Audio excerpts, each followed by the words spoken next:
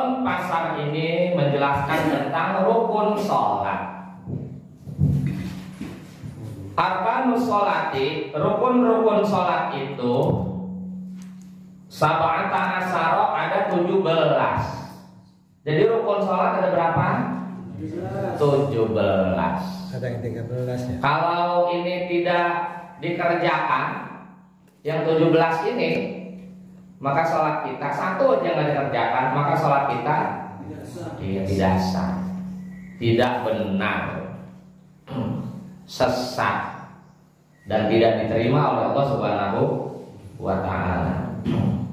Bermuara dari 17 ini nanti macam-macam, ada yang mengatakan 18, bukan 17, 18. Yang ke-18 adalah niat keluar dari sholat. Jadi assalamualaikum warahmatullah. Nah, kita niat keluar dari sholat, saya selesai sholat begitu. Itu termasuk dianggap rukun. Kalau dimasukkan rukun sholat ada 18. Yang niat terakhir keluar dari sholat, berhenti selesai stop dari sholat setelah kita salam, ya. Kalau itu dimasukin sebagai rukun jadi 18. Tapi ada yang menyatakan itu kagak rukun, itu cuma sunnah, gitu ya.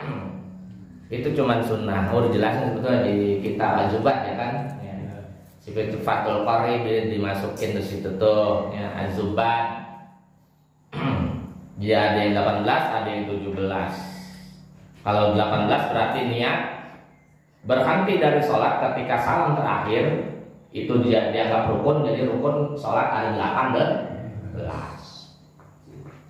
Kemudian ada juga yang menyatakan rukun sholat itu bukan 17, tapi diringkas jadi 14, ya. Bukan 17 jadi 14. Kalau tomakninanya tidak dipisah, kan lagi ruku ada tomakninah, ya kan, ya. Jadi ruku sama tomakninah jadi satu rukun. Kalau di sini kan beda, ruku rukun, tomakninah waktu ruku disebut rukun juga. Jadi misah, jadi dua kan tuh, ya. Tapi kalau mau diringkas jadi 14 itu ruku sama tomakninah di waktu ruku satu rukun, bukan dua, gitu.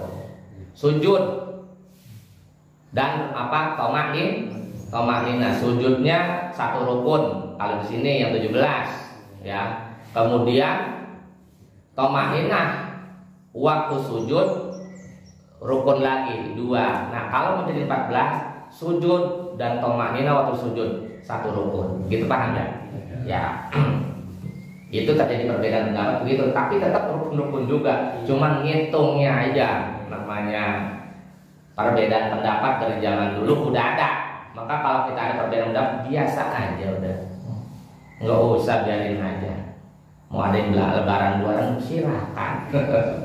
Yang penting saya kagak ngikutin situ, saya mudah ada ilmunya nih gitu. Ya. Kemudian ada yang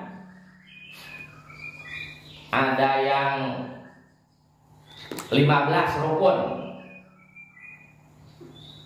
Ada yang 15 rukun. Tadi udah di 14 ini, tapi ini jadi 15 nih, ya. Dengan menambahkan niat sama takbiratul ihram digabung gitu. Yang 17 ya kan.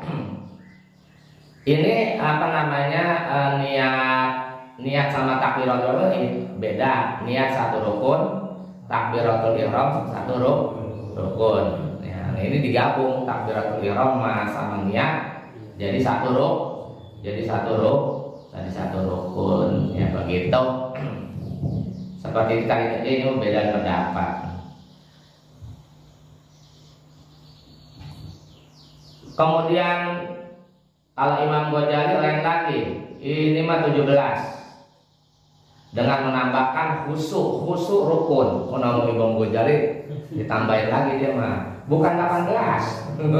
Tadi kata Imam Ghazali khusyuk juga rukun. Gitu. Kalau sholat kagak khusyuk, kagak sah. Oh, berat Imam Ghazali. Kita mah nggak ada yang khusyuk, berat Imam Ghazali. Lebih tinggi lagi dia mah. Beda kelas Imam Ghazali. Jadi dia mau udah masuknya kan udah ahli fikih tasawuf juga, ya kan Imam Ghazali.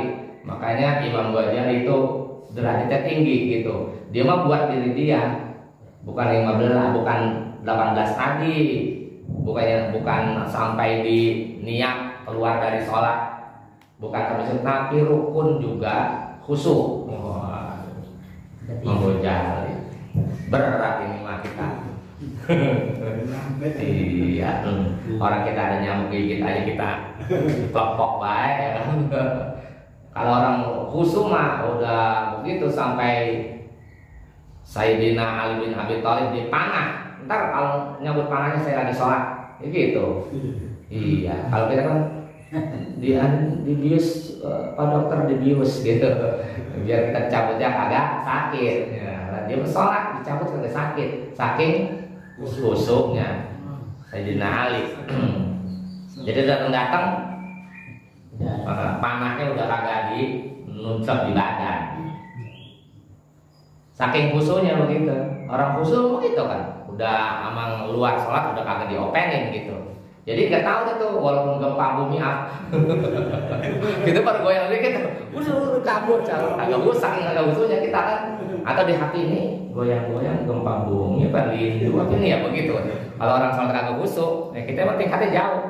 Lah kalau Sayyidina Ali nggak tahu tuh ada gempa atau apa, dia sholat aja udah begitu, udah kan kerasa saking khusyuk. Ya khusyuk begitu kan, orang kalau udah konsentrasi, udah kagak open.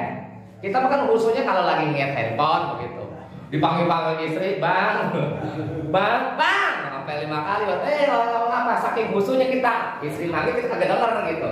Yang namanya khusyuk begitu. Iya, bisa kagak kita khusyuk sholat kayak ngeliat handphone begitu? Kagak romannya belum. Khusyuk begitu. Saking orang khusyuk ya begitu. Udah sampai dengarnya aja udah budek apa begitu orang khusyuk begitu. Udah berarti nggak usah dibahas, kita ngambil yang 17. Ya. Kalau yang dipelajari juga 18 gitu kan. Ini cuma sekadar perbedaan dapat gitu. Al-awal yang pertama niat. Ya. Niat sholat. Ini kan yang kudu dibenerin. Niat sholat, rukunnya di dalam hati, gitu kan ya? Di ucapan tidak rukun, diucapin tidak rukun.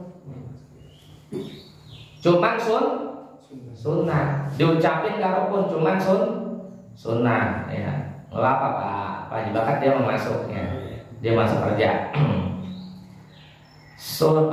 Di rukunnya di dalam hati, diucapin bukan rukun, tapi sunnah untuk membantu hati kita ini supaya ini ingat nih kita niatnya mantap begitu.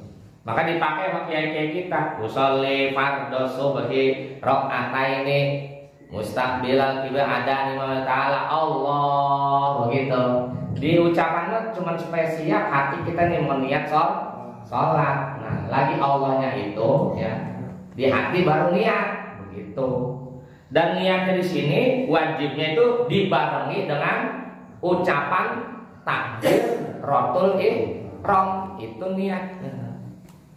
Allah di situnya tuh kita bareng takbiratul hati niat, mulut ngucapin takbiratul ihram, hati nih niat. Sedangkan usolli itu sunnah untuk membantu supaya kita konsentrasi nih. Kita mau hati sama ucapan bareng niatnya dengan takbiratul ihram begitu. Kan kalau tiba-tiba begini aja mah kagak konsentrasi. Allah. Ada Allah Akbar nunggu gitu.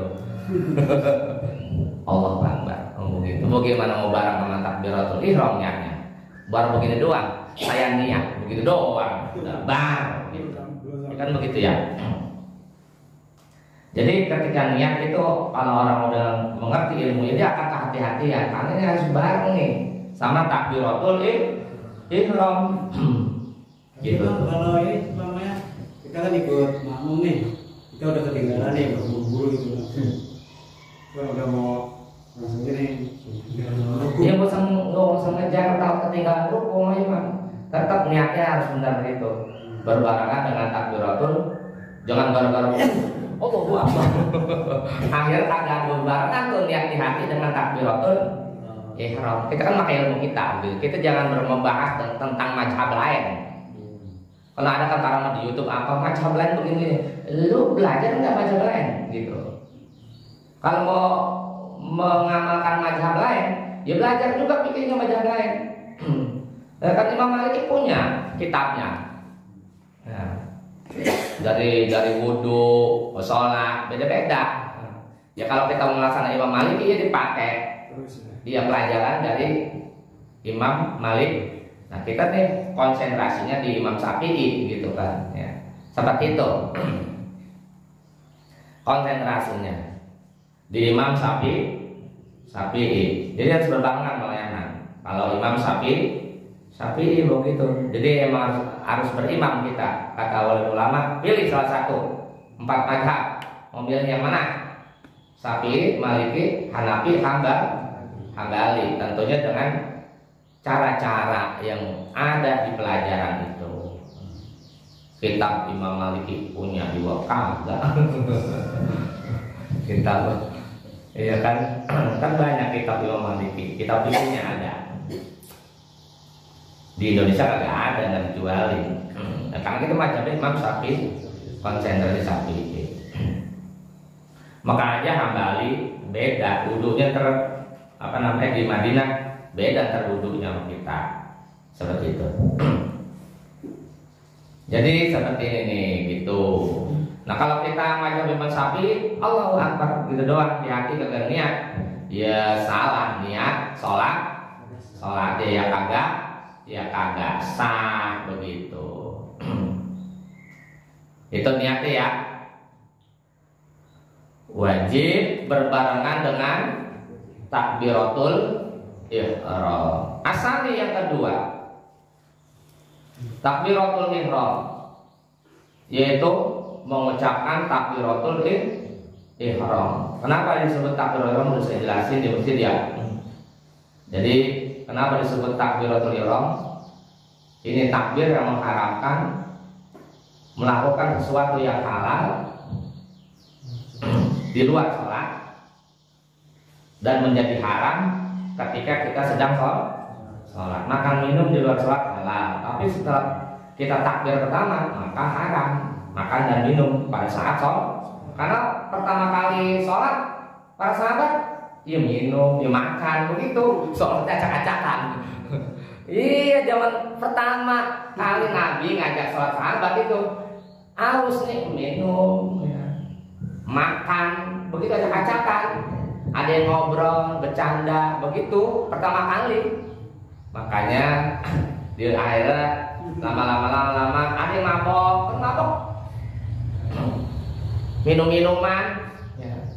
Pengaruh minum, dia sholat mabok, gitu. Dibiarin baik sama Nabi, begitu kan ya. Seperti itu. Awal-awal. Tapi lama-lama diberesin. Kalau sholat nggak boleh makan minum, kalau sholat nggak boleh ngobrol, kalau di sholat dilarang mabok. Takbiratul ihram ucapannya Allahu Akbar. Tapi boleh juga akbarnya memakai alif lam qamariyah. Jadi bukan Allahu Akbar, itu yang umum ya. Boleh juga Allahul Akbar, boleh.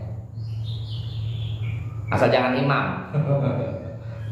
Allahul Akbar, ntar jamaah pada pusing. waduh, Jangan dipakai. Kacau ini Pak. Kacau ini dia. Jangan dipakai lagi.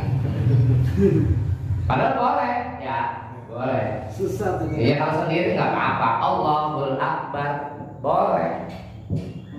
Ya, teksnya itu bukan hanya Allahu Akbar, boleh Allahul Akbar. Paham ya? Ya. Atau boleh juga ditambah dengan sifat Allah. asal jangan terlalu banyak banget tambahinnya. Misalnya Allahu Azza wa Jalla Akbar boleh, atau Allahu Ta'ala Akbar boleh. Kalau takbiratul ihram, yang penting itu masih sifat Allah. Asal jangan panjang-panjang. Allahu Ta'ala Azza wa Jalla terus banyak banget ditambahinnya. Kelamaan itu nggak boleh. Kelamaan namanya. Yang normal aja. Jadi boleh ya. Udah 3 tuh teksnya. Jadi boleh Allahu Azza wa Jalla Akbar. Gitu.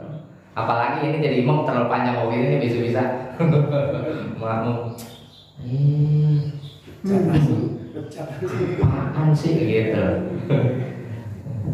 Allah Azza wa Jalla Akbar boleh.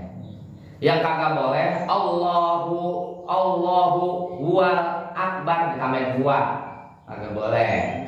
Allahu huwa akbar atau Allahu ya akbar ditambahin ya. Ya itu kan ya munada ya tidak nggak boleh ya. Atau ya Allah akbar ditambahin ya. Atau Allahnya diganti dengan sifat Allah tapi pakai ya juga. Akbarnya diganti Allahu ya Rahman, agak boleh. Jadi 3 itu ya. Allahu akbar, Allahul akbar atau Allahu Azza wa Jalla akbar atau Allahu Ta'ala akbar boleh. Itu takbiratul ihram. Di situ tuh ya kudu kita bener. Sampai 3 aja. Asalis yang ketiga. Al-qiyamu berdiri. Al-qadiri bagi orang yang mampu, yang puasa berdiri. Fil fardhi pada sholat wajib fardu. Rukun yang ketiga setelah takbiratul ihram, sholat wajib berdiri dikerjakannya. Kagak boleh duduk. Asal dia mampu berdiri. Yang normal orang pakai sakit ya harus berdiri, nggak boleh duduk sholat wajib. Bahkan duduk itu rukun sholat paling utama. Kalau mau manjangin bacaan sholat, dia kata lagi berdiri, itu paling utama.